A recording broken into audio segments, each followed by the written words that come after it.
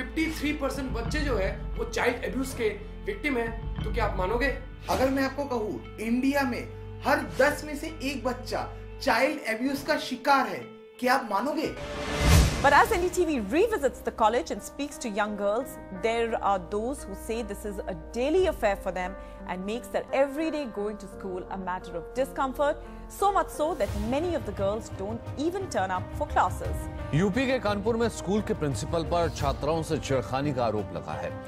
बच्चों का कहना है कि प्रिंसिपल उनके साथ अक्सर बुरा बर्ताव करता था। प्रिंसिपल की छेड़खानी और अश्लील हरकतों का खुलासा तब हुआ जब बच्चों ने स्कूल जाने से मना कर दिया। बच्चे आज स्कूल नहीं जा रहे थे तो हमने पूछा क्या हुआ, तो डर के मारे रोने लगे, तो हम उनको डांटा, हम कहा बताओ कि नहीं तो इसे कैसे मालूम होगा, गंदी हरकत करते हैं, कपड़े उतार देते हैं, लिटा देते हैं एक को। क्लास में और बदतमीजी करते थे, घुसाते थे और गाना भी बजाते थे गंदे गंदे।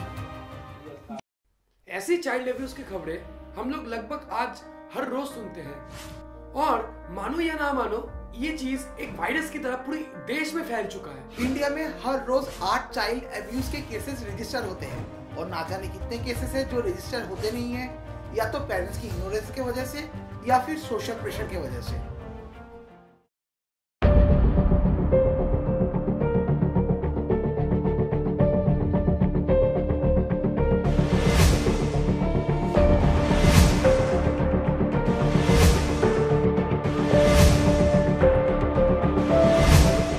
आज हम लोग ये सब घटनाएं होने की वजह और इनको रोकने की तरीके ढूंढने की कोशिश करेंगे। अब तक जितने भी केसेस हमारे सामने आए हैं 90% केसेस में एब्यूसर इन बच्चों को जानते हैं, और सबसे हैरान वाली बात यह है कि ये जो एब्यूसर होते हैं ये बच्चों को डराकर, धमकाकर या ब्लैकमेल करके इनको कन्विंस कर लेते हैं कि ये चुप रहे, किसी को ना बताए। अगर ध्यान से सोचो तो बच्चा अगर कुछ गलती करता है तो कहीं ना कहीं उसकी शुरुआत उसके घर से ही होता है। अगर आपके बच्चे घर पे कोई गलत काम करते हैं तो आप उसे डांटते हो, पर वही गलत काम कोई अगर किसी और का बच्चा करे तो आप उसे नजरअंदाज कर जाते हो।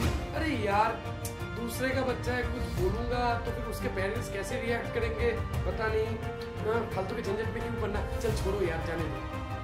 तो इस चीज से बच्चे के दिमाग में ये आ जाता है कि अगर घर के अंदर कुछ करूंगा तो फिर तो डांट पड़ेगी, लेकिन घर के बाहर अगर कुछ करूंगा तो फिर तो कोई कुछ बोलने वाला नहीं है। और इसी कारण से बच्चों को बाहर कोई गलत काम करने की हिम्मत मिल जाती है। आज फेसबुक और व्हाट्सएप आने की वजह से बच्चे की मम्मी पापा को पता ही नहीं होता कि बच्चे का फ्रेंड सर्कल क्या है और बच्चा कौन सी मेंटालिटी के साथ ग्रो हो रहा है। आजकल हम लोग बचपन से ही अपने घर में जेंडर डिस्क्रिमिनेशन देखकर बड़े होते हैं। जब आपके बेटे के साथ बाहर कुछ हो जाता है या फिर बाहर कोई लड़ाई हो जाता है या फिर बाहर कोई कुछ बोल देता है, तब तो आप उस बेटे के लिए आप स्टैंड लेते हो, आप उसकी बात सुनते हो। और वही चीज अगर आपके बेटी के साथ हो तो आप उन्हें क्या कहते हो?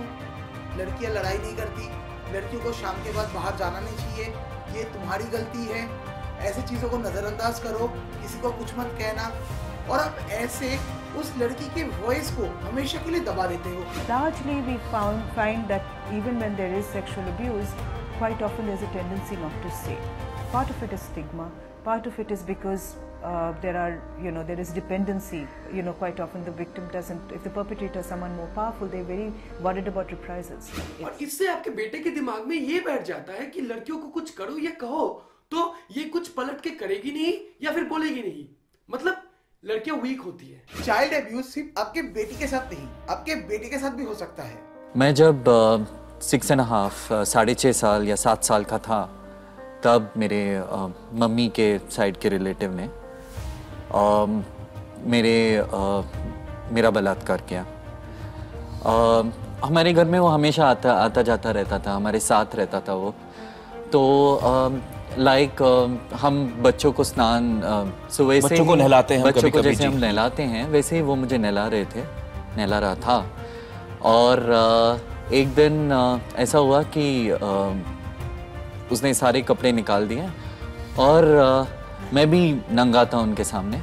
फिर उन्होंने मुझे सोप करना चालू किया, साबुन लगाया और वही टाइम उन्होंने मुझसे यौन संबंध के लिए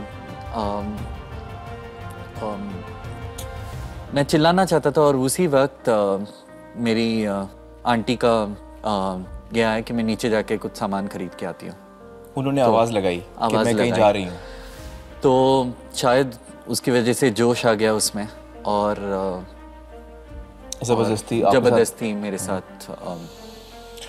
और आज हमें ये जानना बहुत जरूरी है कि हम कैसे समझे कि हमारे बच्चे ऐसे दौर से गुजर रहे हैं या फिर उनके साथ कोई गलत हो रहा है। अगर आपको कभी लगता है कि आपके बच्चे के बिहेवियर में कोई चेंजेस आया हुआ है, जैसे कि बच्चा अचानक से चुपचाप रहने लगा है या फिर कुछ बोलने की कोशिश कर रहा है पर बोल नहीं पा रहा है, या फिर छोटी मोटी बातें जो आपके और मेरे लिए नॉर्मल है उन सब बातों में रिएक्ट कर रहा है, या फिर गुस्सा आ रहा है या फिर डर जा रहा है, ऐसे सिम्टम्स अगर दिखाई दे तो प्लीज अपने बच्चों से खुलकर बात कीजिए। ऐसे टाइम पे उन्हें ये एहसास दिलाइए कि आप उनके दोस्त हो, उनके हालत को समझोगे और उन्हें जज नहीं करोगे। अगर ऐसी हालात आपके सामने कभी आए तो हमारा रिक्वेस्ट है कि आप जल्दी से जल्दी कोई एक्शन लें। ये मत सोचिए कि लोग क्या कहेंगे, लोग क्या सोचेंगे, या फिर वो आपसे पावरफुल है, चाहे अब्यूजर घर के अंदर का कोई मेंबर हो या फिर बाहर का।